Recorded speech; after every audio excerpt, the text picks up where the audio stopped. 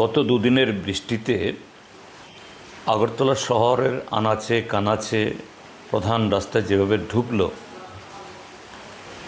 যে এই ট্রিপল ইঞ্জিনের সরকারের সমস্ত ফানুস এতে ফেটে গেছে। যে 18তে এসে তৎকালীন মুখ্যমন্ত্রী বললেন আগামী বছর থেকে আর এক ফোঁটা জল দাঁড়াবে না, আমরা সুপার স্মার্ট সিটি করে ফেলছি। কিন্তু এই গত 7 বছরে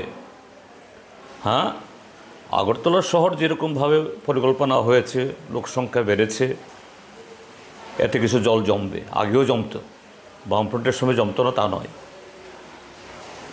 কিন্তু তখন তারা যেরকমভাবে দোষারোপ করতেন এবং এই সরকার আসার পর যেরকমভাবে তাদের দাবি, তারা যেভাবে গলার স্বর চড়িয়ে সাফল্য অর্জনের কথা নানাভাবে ফ্ল্যাক্স, পোস্টার, ডিসপ্লে বোর্ড দিয়ে প্রচার করতে শুরু করলো, ঠিক তার উল্টো।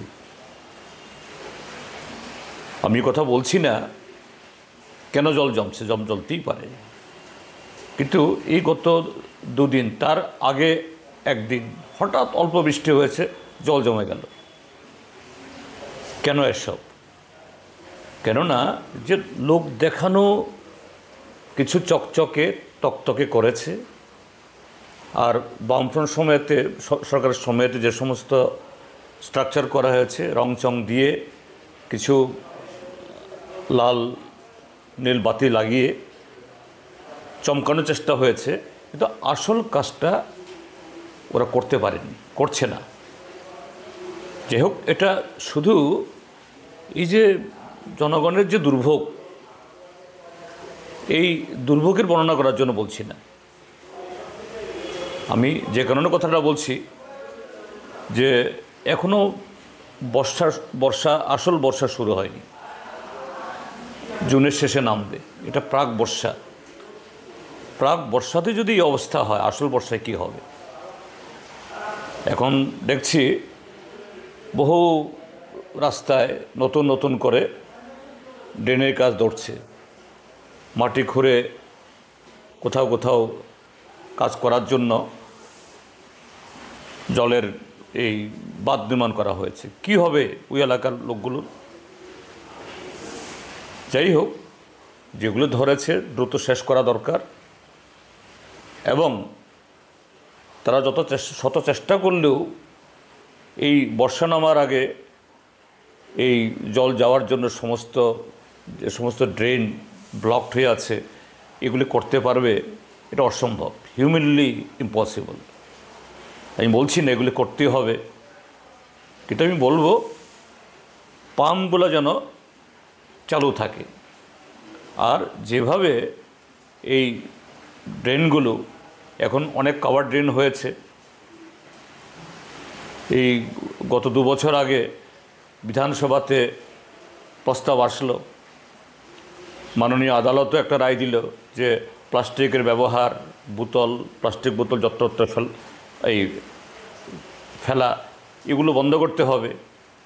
এগুলো নিয়ে মন্ত্রীদের বহু লম্বা চড়া বক্তৃতা আমরা শুনেছি।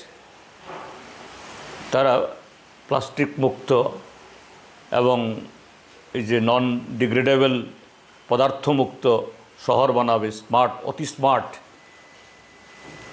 কিছু হয়নি, এবং এগুলি করার জন্য আসল চেষ্টাও করেনি, শুধু কিছু নতুন প্রকল্প দেখিয়ে সারা ত্রিপুরাজ্যে যা চলছে, এখানেও সেই কমিশন বাণিজ্য হয়েছে, ভাগাভাগি হয়েছে।